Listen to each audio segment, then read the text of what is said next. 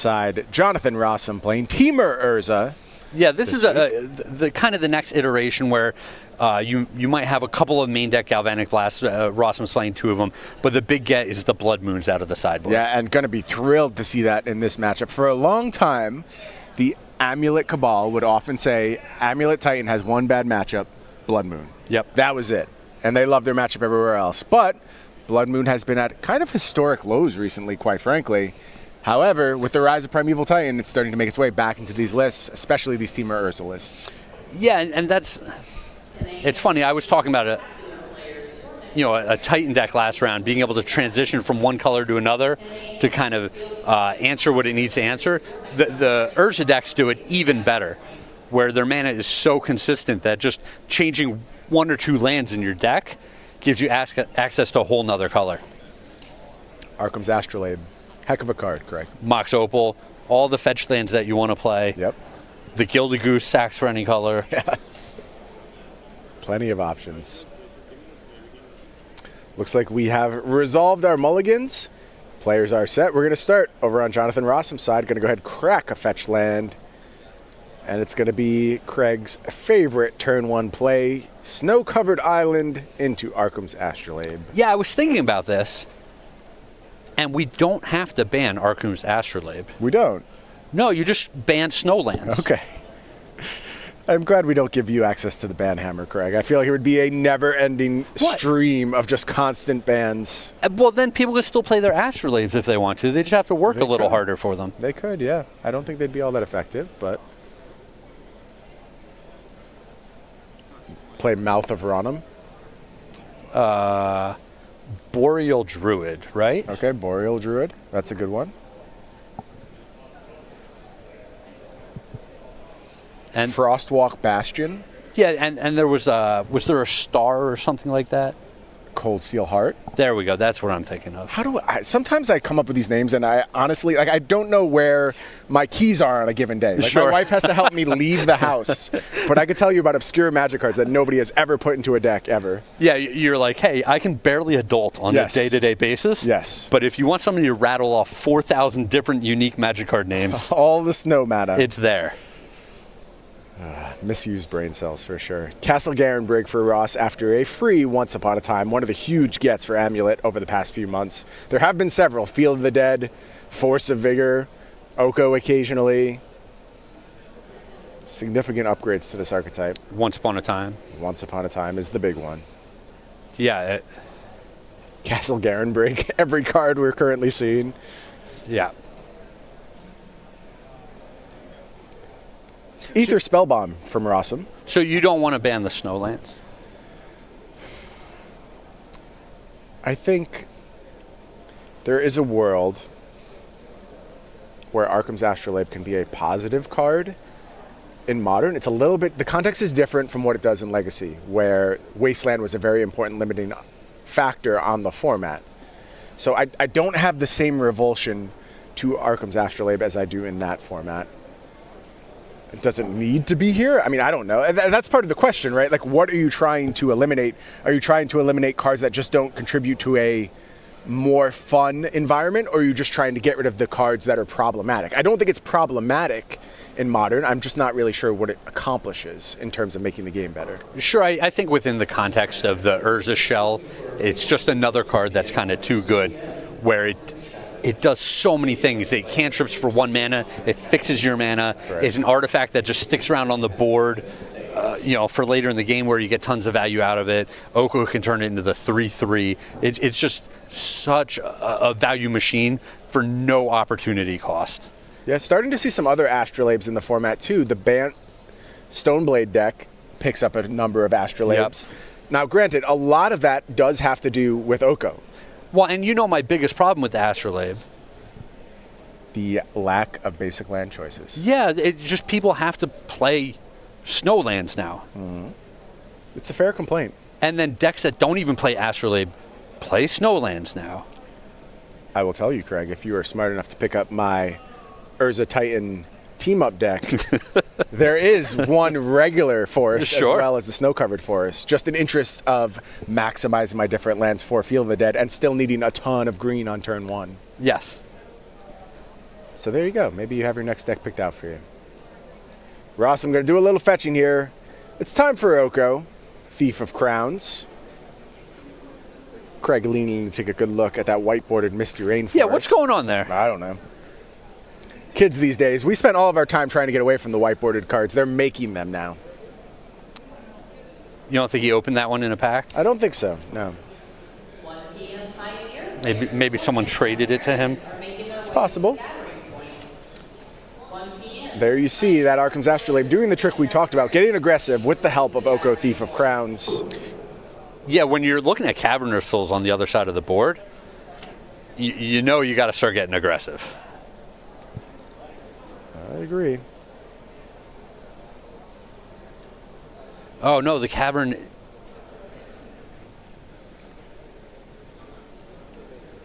So I'm sorry. I guess he can rebuy the Cavern at any point. Yeah, you assume so. Yeah. That was the assumption I was working on. Yes. So he named Snake the first time, and then from there on out, he can rebuy it and deploy it for the Titan. Yeah, common play pattern with these Titan Giant, decks. right? Giant. Giant is what you want to name. Don't name Titan. You know what else is a giant? The blue-green Titan. Yep. Just saying, maybe another amulet upgrade in the ranks. Should probably learn the actual name of that. What is it, Oro? Is that the name of the blue-green Titan? That sounds right. Okay. Just going to call it Oro until someone proves me wrong.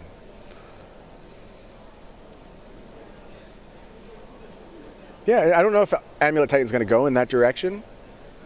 Oh, you see, legendary creature, Elder Giant. Is this Euro? Euro, I believe it's pronounced, like the sandwich. Yeah, like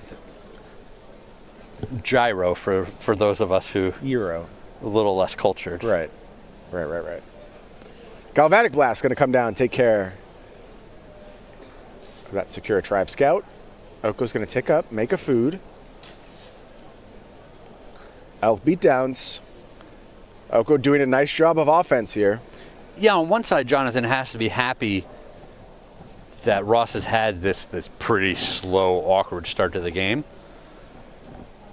But on the other side of things, he's not applying enough pressure to where if Rosum is able to just go Cavern of Souls Titan, Rosum could be in a lot of trouble. Yeah, here's an Explorer from Ross. This card returning to Amulet Titan after having been out of the picture for a long time, but you can understand why. The land count gets ever higher, and Castle Garenbrig is a huge motivator to pushing you towards more Explorers.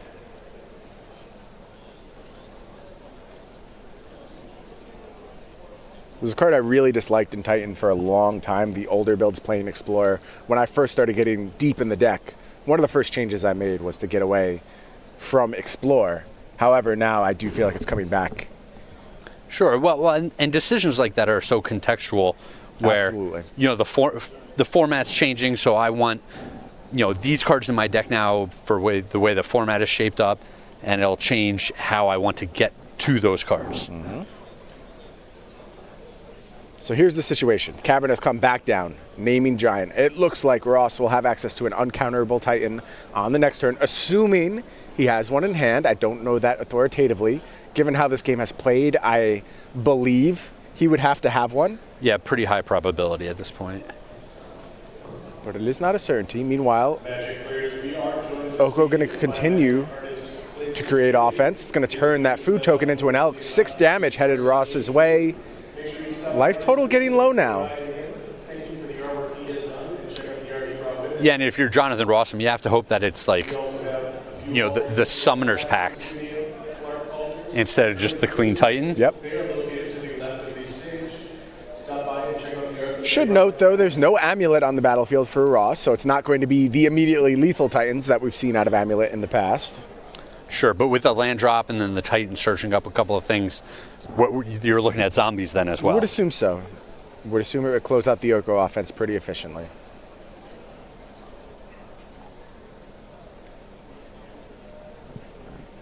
It's like a hand of engineered explosives, maybe a couple of cryptic commands, and an Oko for Rosum.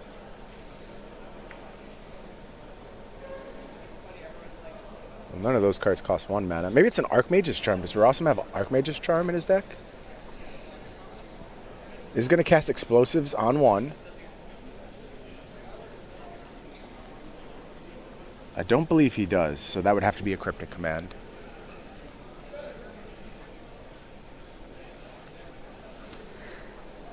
Yeah, the Charm was one of those cards that we saw go up in popularity, like wildly. And then, like literally a week later, people decided it wasn't good enough. Yeah. And it's just funny to me, you know, how 1 or 2 people seem to be able to make that decision for the whole competitive community, where it's like, hey, this card is great, we should all be playing it.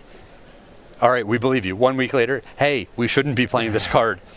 Now no one's playing And it. everyone hops on board. Yeah, it's wild. A lot of information cascades in Magic right now. There you see Ross's hand. There is a copy of Primeval Titan, as we suspected. Ross going to get to making some mana. Primeval Titan going to come down. Can grab a couple of lands. We're not going to get immediate zombies here. Yeah. Worth noting. 2 copies of Castle Garenbrig on the battlefield. I would expect 1 zombie to show up by virtue of Ross's land drop after Titan. Radiant Fountain going to pad the life total a little bit too. Going to gain 2 life when that enters the battlefield. Sure, but is there a reason Ross shouldn't have played the land in his hand before casting the Titan? I would have to know the rest of Ross's hand to make that assessment. Could value the 2 life over a zombie, and that makes sense in the case of something like Cryptic Command. Okay. Yep, that makes a lot of sense. Ross is going to go ahead, play a bounce land. That's going to be good for a zombie. Radiant Fountain returns to hand. Yeah, and I think Ross accurately sniffed that out. And given engineered explosives on 1, it makes a lot of sense that Rosum would just be trying to set up lethal. We know he's got the Cryptic in hand. Yeah, so Ross went from 8 life to 10 life. Yep. Oko turning the engineered explosives into an elk would have represented 9 points of damage. Yeah, smart heads-up play from Ross. Love it. I actually love it. Now, granted, we don't know if Rosum actually found the 4th land to cast Cryptic. No, but it's still just this I still want to do it. Absolutely. very heads-up play out of Ross Merriam. 100%. Primeval Titan has become an elk, as it is now wont to do. Make a couple blocks. Yeah, and I like the chump block here, too, where you're saying, I'm just going to keep my life total very high. And Rosum did find the land, so had Ross done it the incorrect way, we'd be dead right now. Well played by Ross. Draws Gemstone Mine for the turn, has Radiant Fountain in hand, Pact of Negation. Yeah, that Pact of Negation could potentially be a very big card at some point in this game. It has an Explorer as well, so looking to get this Field of the Dead humming a little bit. I think maybe Vesiva to copy Field of the Dead, possibly. This is big game.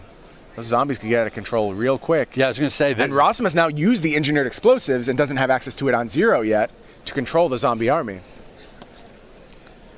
Could get punished for trying to find lethal. I don't blame him at all. I would do it in exactly the same fashion, but you see how it could go wrong.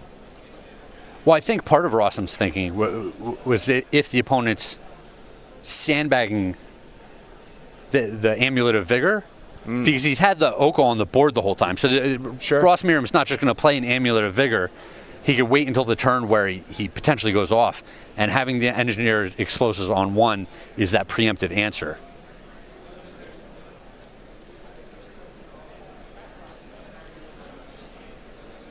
So Ross had to play the Gemstone Mine first there in order to get back to the threshold where the second Field of the Dead would actually be able to trigger. We're getting to that point again. 11:30 place. Where the number of permanents on the battlefield started to make me nauseous. Way back in the day, 11:30. you know, there'd be these long, grindy games, but generally none of the lands mattered. They were all basically the same thing. Now every land has an ability. They all matter. You have to track all of these things. Oof.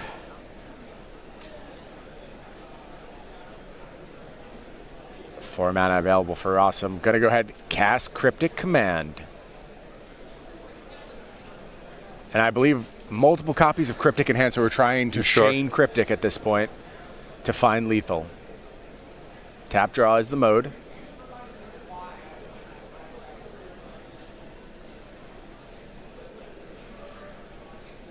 Rosum takes his draw.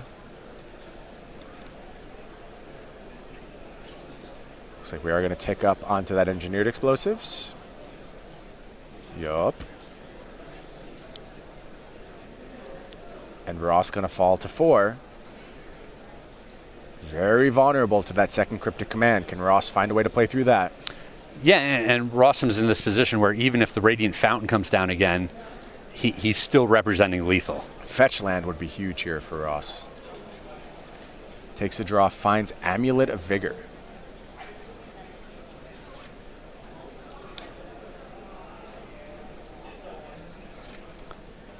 Yeah, Ross Merriam's start was so slow this game. Usually when we see this deck find the first Titan, they have so many ways to just redundantly find Titans for the rest of the game. Ross couldn't afford to do that. And Merriam was just backed into a corner. I think he has, Summoner's Pact and Pact of Negation. And so Rosum is incentivized to go ahead and try and Cryptic here.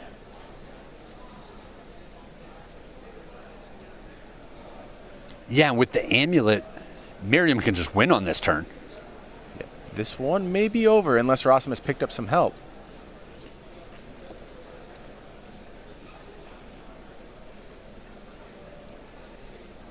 Rosum trying to figure out if he can let a Titan resolve and still win.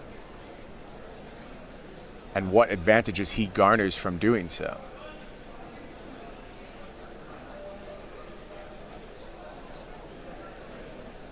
So if you let the Titan resolve,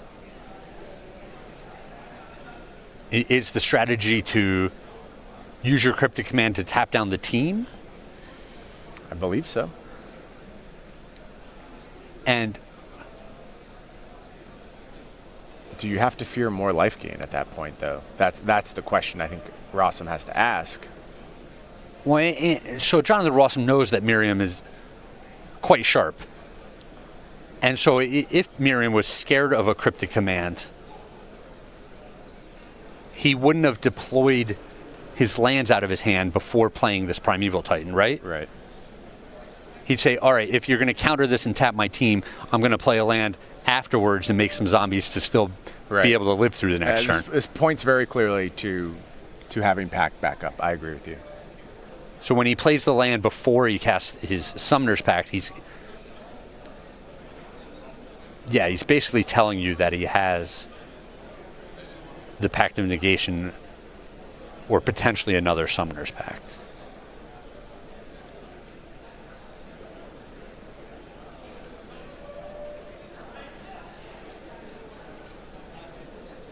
Yeah, Rosum's going to try the Cryptic. Ross is going to show Pact of Negation, and that is going to get the scoop, and that means Ross Merriam up a game over Jonathan Rosum. Yeah, in that game, the Temur Urza deck, we didn't see the velocity of actions that we're used to seeing, where they chain a lot of these value cantrips into each other, and they just get a bunch of cards on the board. We saw the Oko, it was just so slow. It had to make a food, and then the next turn turn the food into the elk to start attacking, instead of, a lot of times they'll have the Gilded Goose where they can make the food and turn it into a 3/3 every single turn. Yeah. Rosum just kind of played like a bad Oko control deck there. Well, that's we saw him mulligan, and then he might have felt like he was forced to just keep the hand that he was looking at. He was down to 5, right? I don't remember if it was 6 or 5, but it's hard to mulligan to 5, and it's even harder to mulligan to 4 if you have a hand that has 2 or 3 lands and some spells that you can cast. I agree with you 100%. But ultimately, Ross takes game 1, and I think critically so, because things are about to get worse for Ross Merriam. Why don't we start over on Rosum's side? And there you see the Haymaker. 3 Blood Moons certainly coming in for Jonathan Rosum. 2 Ceremonious Rejection, 2 Lightning Bolt, 2 Veil of Summer, 2 Mystical Dispute, 2 Experimental Frenzy, a Galvanic Blast, and an Ashiok, all available to Rosum. Craig, where are we starting? Yeah, so the 3 Blood Moons are going to come in, like you said. That's the big haymaker. The second game, Rosum's going to be on the play. So he has just so many different ways to just slam that Blood Moon on turn 2 and lock the game up. I would think that the Ashiok's going to come in as well and just prevent Ross from being able to search through his deck. A lot of these other cards, not super exciting to me. Yeah, mostly agree with you. You can make some argument for like Veil protecting a key spell, but I don't think that's the road you ultimately want to go down. I think you just want to control their mana. Yeah, especially in this matchup. It's not even like you can cycle the Veil on a lot of turns just to get it out of your hand if you feel like it's not good. Great point. So it's a card that's a lot of times just going to end up clogging up your hand. Meanwhile, over on Ross's side, we are looking at 3 Dismember, 2 Mystical Dispute, 2 Tireless Tracker, 2 Force of Vigor, smart inclusion by Ross Merriam, 1 Ramanap Excavator, 1 Beast Within, and Engineered Explosives, Ghost Quarter, Field of the Dead, and Radiant Fountain. Craig, what's Ross got to do here? Yeah, so Ross is 100% expecting to play this matchup tons of times this weekend. So I'm kind of interested to see exactly what he does. There's cards that I like here. The Force of Vigor just screams like you should be playing this card. I like the Mystical Disputes as well to fight some early counter battles.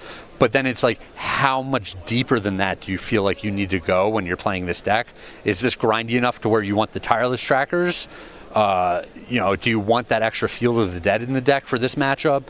So it's going to be interesting to see just how much Ross wants to sideboard for this matchup. I think a lot of these options are on the table. You could even talk Dismember to control opposing Urzas as a pretty important card. So we'll have to see how Ross chooses to play it out. A lot of viable strategic paths. I am sure Ross is familiar with what he has to do here. His Team BCW teammates kind of popularizing this Teamer Urza take last week. I would give them credit for being the origin point of this deck, but it's so risky to give anyone credit for a deck these days. Sure. There's so much parallel development, and the decks come from so many places. Tweet at Brian Go. Yeah, please feel free to yell at me. The one thing we can all be certain about, though, if you see a deck with Urza, Primeval Titan in it, all that credit goes to me. Yeah. I don't want it. I mean, you're not going to be winning, so please don't send your credit my way, but... And with the massive uptick in Blood Moon over the last couple of weeks, I'm surprised that there's not even more Force of Vigors. Yeah. Where it's a card that it's always going to have targets. Even if the opponent doesn't have the Blood Moon, you're almost always going to get to blow up 2 cards with it. Yeah, I think that card stock has risen a bunch in the last week or so. I'm surprised you don't see more copies, right? Like, it's so important to draw this if they have the Blood Moon. And it's still good when they don't have the Blood Moon. Yeah. Yeah, I would like to see that number tick up a little bit as well. Well, if you're like me, you just can't get enough Ross Merriam in your life, and boy, do I have a solution for you. It's, of course, Versus Live, where you get to see Ross do battle with our own Corey Baumeister every Tuesday and Thursday, 1 p.m. Eastern. Of course, they get together. They play every format. They'll play Modern. They'll play Future Standard. They'll play Present Standard. They'll make up formats sometimes. They don't care. They just want to battle. Every Tuesday, Thursday, 1 p.m. Eastern. Twitch.tv/Star City Games. Couple of clowns, those two. Love them both. How about a little bit more Ross Merriam in my life? Why don't we take a look at Ross's player slide. 31 years old, from Middletown, Connecticut. Now resides Roanoke, Virginia.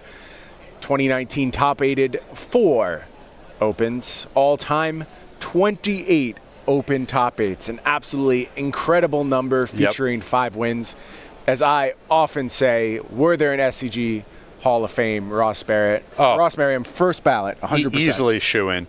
We saw a lot of great magic out of Ross last year, but it's definitely a down year for him. Yeah, it came up just 1 slot short of the Players' Championship. Just missed the Players' Championship. It was actually less top 8s throughout the year than we're used to seeing out of him. Yep.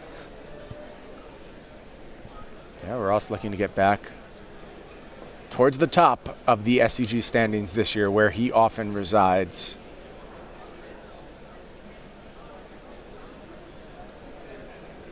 Good start so far today, 3-0. Up a game in this matchup against Jonathan Rosum. As we mentioned, though, things are going to get tougher in these post-board games. It's like a little mulligan action going on as well for Ross Merriam.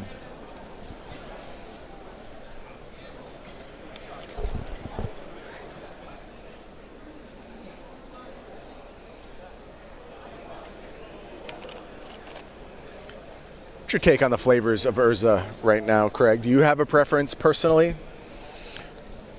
No, so like I've been saying, it can transition to the other colors so seamlessly, and I like seeing that as the metagame kind of shifts to try to deal with the Urza decks. Oh, you want to show up with your Titans? All right, I'll play red and I'll have Blood Moon. Like, great, awesome. The metagame shifts a different way. I'll play white and I'll have Path to Exiles in my sideboard. Sure, we've seen it all.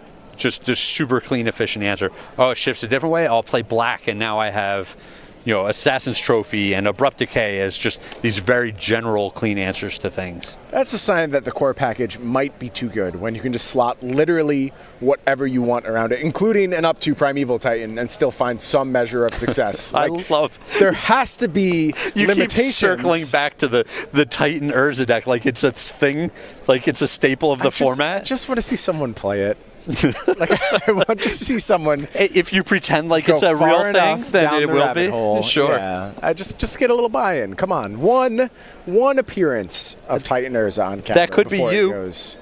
It's not going to be me, Craig. I mean, you are not doing coverage every single weekend. You could easily play in one of the events. I will tell you this: if I lived on the East Coast, I would be at every Star City Games event. What's your excuse, Craig? I'm at all the events. I'm just not doing well enough to make it on camera. Okay, that's a good excuse. Of course, you're occupied with your Pro Tour testing as well. You got that one coming up soon. Playing a lot of Pioneer these days? No, so I've been waiting for the full spoiler for the new set to come out. Sure. Because obviously, if history tells us anything, the most recent set matters the most, and all the old sets don't matter at all. Well, that has been true over the last several months of Magic. By several months, you mean 18 to 24 months, year and a half to 2 years. Maybe. Maybe that's true. I don't know. I think it accelerated pretty dramatically over the last 6 months or so. But yeah, new cards have been good. Speaking of new cards, Gilded Goose. Gonna come down, make a food, followed up Arkham's Astrolabe, draw a card for Rosum. Just a breeding pool on turn 1 for Ross. And we might see a lot more of that velocity that I was talking about after game 1, where Merriam had just about the slow straw that you'll see out of Amulet Titan, just doing nothing for so many turns, and Rosum not able to close out that game. Rosum with access to all kinds of mana presently. Going to be able to untap on turn 3 with access to 6 mana. That's not bad. Does he have anything to do with it? What's going to be the payoff? It's turn 2, and he's got 8 permanents on the board. Yeah, that's fine. But normally, so there would be times when we'd see Affinity have 8 permanents on the board on turn 2. Right. But they'd have no cards left in their hand. Right. Not the case here. Full grip for Rosum. Yeah. Follow up Emery. First of those really powerful payoffs starting to get online. Although, in this context, not doing a whole lot just yet. Oof, swing and a miss. Yeah, no real gas there. Here's a bobble, though. Never mind on the miss. Yeah, you never miss. Bobble going to start doing its thing soon in conjunction with Emery. A repeatable card advantage for Mr. Rosum. Rosum going to go ahead and pass the turn back to Ross. It looks like he has an Urza in his hand and the mana to cast it, but he didn't want to just walk head on into a Mystical Dispute or Dismember or something like that. I like his patience. And there you see in Ross's hand, copy of Dismember. Ross has identified that as a meaningful axis to fight on. Needs to keep Urza off the battlefield. See if he wants to burn it on the Emery, and he is going to burn it on Emery. You understand why. Can't blame him, yeah. That's a problematic card too, but we know Rosum ready with a big-time follow-up in the form of Urza. Any more action from Ross on this turn? Has Faded Blood Moon in the early turns. That's got to be exciting. Ross going to play Vesuva, copying Rosum's Snow-Covered Island. Little shake of the head from Ross. Doesn't seem thrilled about that turn of events. Extra food from Gilded Goose.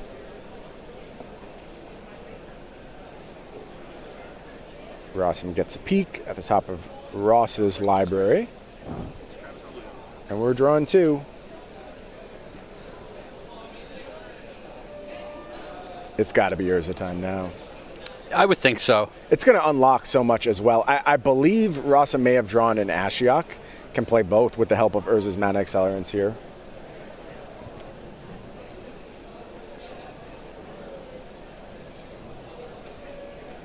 There is Urza, Lord Artificer. But Ross at the ready with Mystical Dispute. Rosum, though, with a Mystical Dispute of his own. What a world we live in where you need to have your mystical disputes so that they can counter the opposing mystical disputes. You know, that used to be negate that you did that with. Wild times. And there was an Ashiok in hand as well. Rosum just has it all here. Yeah, it really does. Gonna go ahead, cast that one. This one's starting to slip away from Ross.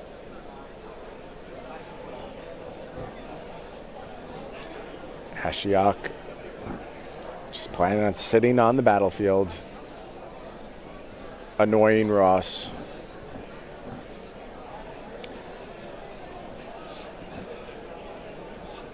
So like you were saying, the good players should be playing Urza until they just rip it out of your hands. It's been my take. But what if you don't want to just play against Urza all day? Sorry. Yeah. I don't know what to tell you, Craig. You don't get to choose what your opponents play. I mean, it's tough. It is tough. The format has gotten to a place where it does feel like it is occupying a large percentage of the winner's metagame. Now, I'll say this.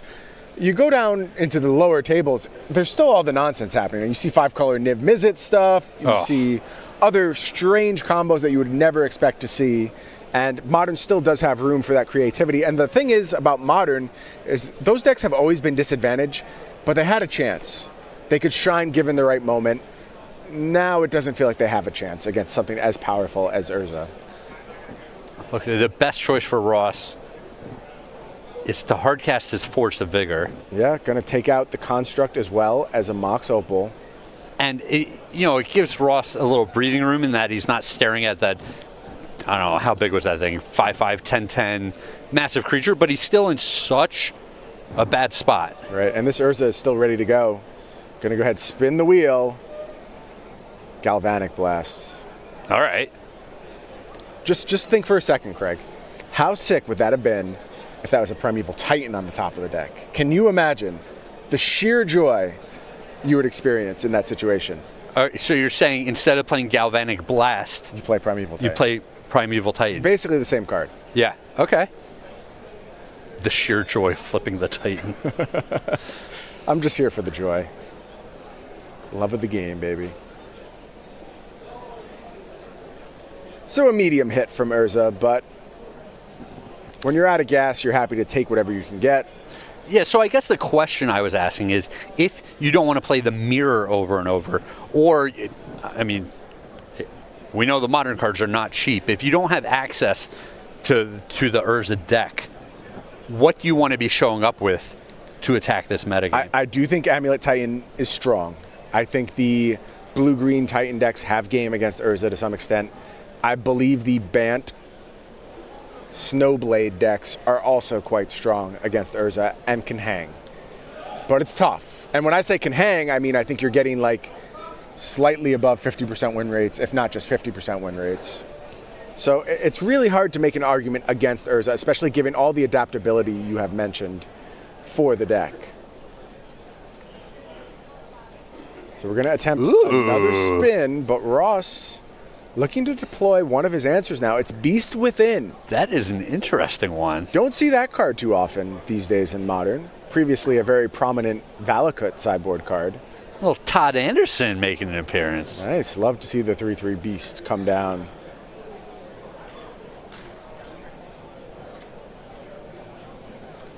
Mishra's Bauble. A slightly worse card than Primeval Titan, but still, we'll take it. Can we just compare every Magic card cast to Primeval Titan for the rest of the weekend? Not many hold up. I cannot stop you from doing that. You're like, I am powerless. So I guess the answer to that is yes. Okay. We can. Should we be doing that? Let's not ask that question. Okay. Arkham's Astrolabe draws one card. Urza attacks. You know, I've gotten to the point where, you know, maybe I don't want to be so negative in my life. Okay. And I just want to help people live their best life. Respect. I like that approach. I'll be encouraging, you know? Cool. So let's talk about Primeval Titan some more. Love it. I love it. Thank you for giving me the free reign to do it. I mean, Yeah. I was going to do it anyway. I was basically unstoppable, but I do appreciate Yeah, your I'll be endorsement. accommodating along the way. Right. Talaria West going to come down for Ross. Slow march here for Ross Merriam. Not much happening, but Well, on Rossum's side, we haven't really popped off. But That's the problem with the Urza deck is like, hey, you are not winning the game, right. but you're still doing 30 things a turn that all take tons of time. Craig, literally seconds ago, you told me how positive you were going to be. It hasn't even been 60 seconds since we had And this this discussion. is the great thing about this deck. Thank you. Is that one player gets to take all of the time each turn, One player gets to have a lot of fun. and the other person gets to enjoy the other Right. person's turn for the maximum amount of time. Sounds correct to me. Yeah. Yep. Here's a nice spin of Urza. It's going to reveal Emery. 4 more cards head to the bin. In Rossum's hand, the last card, Blood Moon. And that may just seal Ross's fate. Gonna go ahead, tap a random collection of permanents. It doesn't matter. Just grab 3 cards and turn them sideways. I'm sure they make mana. Ross does have the Pact of Negation at the ready for Blood Moon. Oh, that means next turn you just got to pay for the pact. Yeah, it's not great. Which means, like, there's just so many turns until this game ends.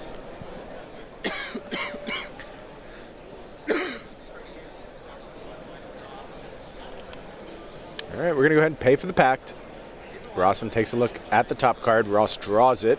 Is that Summoner's Pact? I'm not sure. It looked like a green card. I think so. And the last card in Ross's hand appears to be Cavern of Souls. So there should be an uncounterable Titan next turn. The question is it going to be enough? Yeah, does that matter? And with Mystic Sanctuary, the answer is very clearly no. That is going to elicit the scoop from Ross Merriam. And we are all tied up. 1 game apiece. Teamer Urza versus Amulet Titan. Clock ticking down, only about 13 minutes left. I don't know that either of those games was longer than like 6 turns on either side. Well, and that's what's fair is that each player gets to take the same amount of turns, Right, right? right. Totally fair. We talked about Ross Merriam and what a feature of the SCG Tour he has been for years and years. A little bit newer face on the tour, of course, Jonathan Rosum, but no less accomplished. 1 open win last year, all-time 2 open wins, 12 top 8s. Hasn't been around for quite as long as Ross has, but starting to put together a nice little resume as Rosum. As you see in his little bio there, singer and actor, male lead in a number of musicals, including All Shook Up and Footloose. You big Footloose fan, Craig? Yeah, one of my questions is, why do we only have half the quotation marks around Footloose? I don't have an answer for you. I'm sorry. I will make sure whoever is responsible for that slide is fired. But I was just told it was Nick Miller, and Nick Miller's untouchable, so never mind. That's off the table. If I go and try to... You cannot remove Nick Miller. He's a fixture. Even if I just try to give him a hard time about it, potentially You'll be out the door. Yeah. Correct. The SCG Tour would not function without Nick Miller. He is indispensable. All of us will go. He's actually like Palpatine pulling all the strings behind the scenes? Absolutely. Okay. So he's allowed to not put the second set of quotation marks on foot. Well, I didn't know if that was like... An aesthetic choice? There's 4 billion rules in the English language, and I get the period in the wrong points at points. When quoting Footloose, do not put a second quotation mark around it. That's, I think, Rule 16.53 in the Chicago Manual of Style. Actually. Okay. Yeah. Chicago Manual of Style. Yeah. That's the authoritative manual at this point. When I was editing my law review, we relied on the Blue Book, which is a legal citation form, which please, anyone who has been through law school and just heard me reference the Blue Book is shuddering right now. Sure. They're just catatonic in a corner. But Chicago manual style applies to a lot of publications. Okay. Use that as their de facto rule setter. I bet the Blue Book didn't know it was getting a shout out on today's SCG broadcast. Well, one of the things that I think is so interesting about our slides, it shows just what a diverse pool of players that we draw from, where we look at Dylan's hand slide and he's a data analyst, and it's like, well, sure, that makes a lot of sense. I could see him being into the Magic side of things. But then we see Jonathan Rosum, who's been a very successful player on our tournament circuit, and he's a thespian. Yep. Yeah, broad range of experiences, backgrounds on the SCG Tour. You'd love to see it. So many Magic players capable of so many great things. Always nice to highlight that. Looks like both players on a mulligan to 6 here. Ross going to lead turn 1, Sakura Tribe Scout off Gemstone Mine. My Gemstone Mines, foil German, have 4 of them. Pretty much unplayable at this point. You only play 1 in Amulet Titan. How much do those cost? A lot.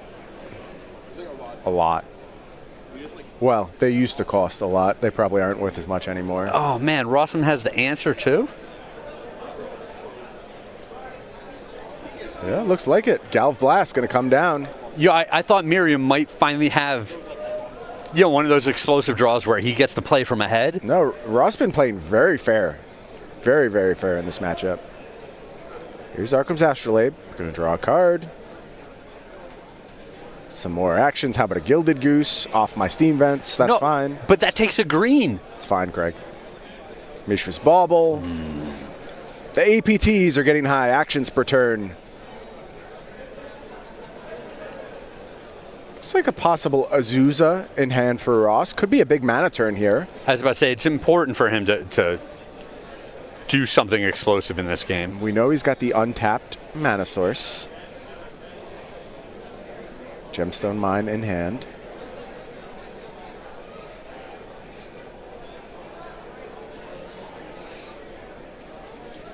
How is it that the old format staples in like Jace, which was banned forever, and Liliana, just unplayable cards at this point? Yeah, not good Magic cards. What is this world we live in? It's been a crazy turn of events. Ross going to go ahead, transmute Talaria West, go get Summoner's Pact here. So either we misread his hand and there is not an Azusa, or not quite ready to make that play yet. Either is possible.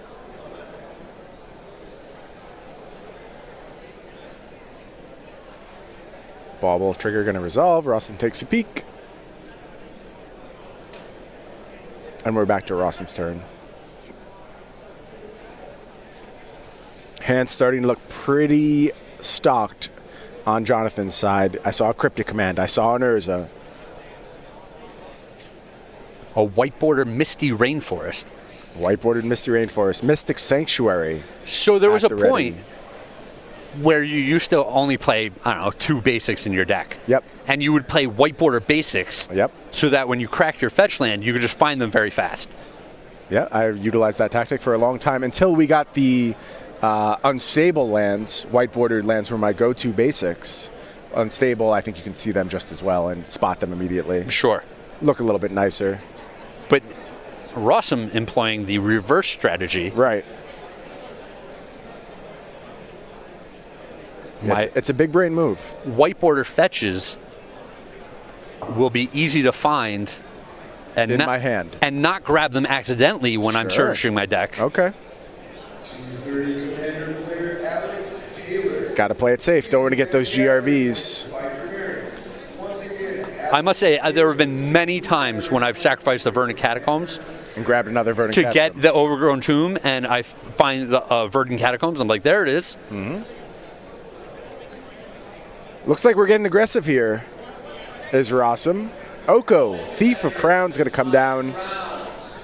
And Arcum's Astrolabe going to become an Elk, as it so often does. And Ross did have that Azusa in his hand. Yeah, so let's see why he chose to play things in this fashion. Now we're going to play Azusa. Going to go ahead and drop Gemstone Mine. One more land drop left. Do we have it?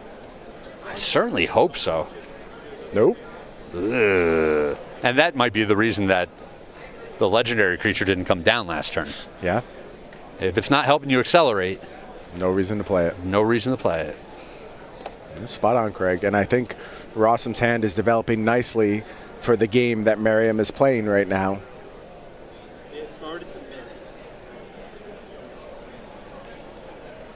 Would love to be able to preserve that Mystic Sanctuary to rebuy a Cryptic. Think he's going to have the option to do so. Also can just jam Urza this turn plus that Oko and still have access To a cryptic command? to a Cryptic command. What a world. Does that check out? I have not done the math. No, because the Astrolabe is an Elk. Otherwise, we could go that route. Sure, he can tap the food for blue through Urza and then still sacrifice it to the goose. Okay, yeah, that works. But he has turned it into an elk as well. Everything's an Elk. Why even bother making plays besides turning your stuff He's into getting an Elk? aggressive, and I like this out of Jonathan where he's saying, all right, you missed a land drop, I'm ignoring that Azusa. Right, he rebuys the Galv Blast with the intention, I believe, of throwing it at Ross's face. Yeah, we're going to close out this game.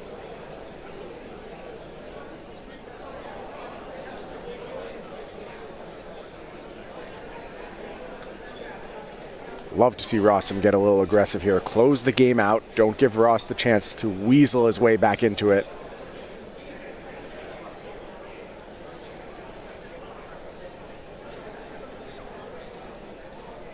Ross going to cast Reclamation Sage.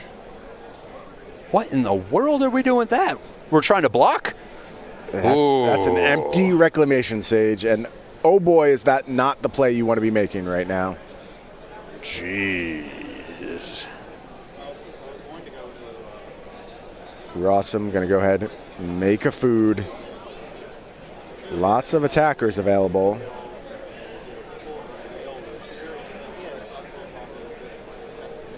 I used to hit there when I lived here. That's the strong sell for me.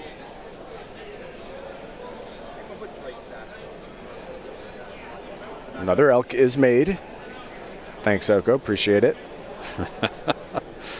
All those Elks head into the red zone. Gonna force some blocks. We're going to use both our creatures to trade with one elk. Boy.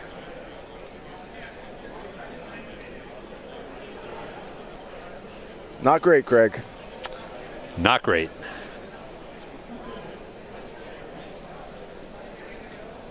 What do outs look like for Ross right now? That's what I'm trying to think about.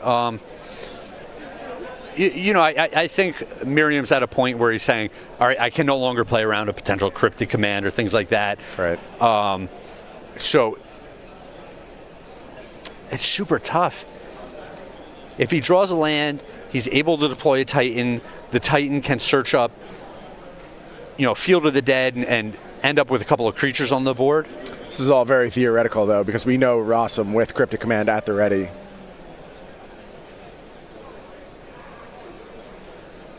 Yep, just stuck with everything in the hand. Ross just with no more options, and that means Jonathan Rosum going to head to 4-0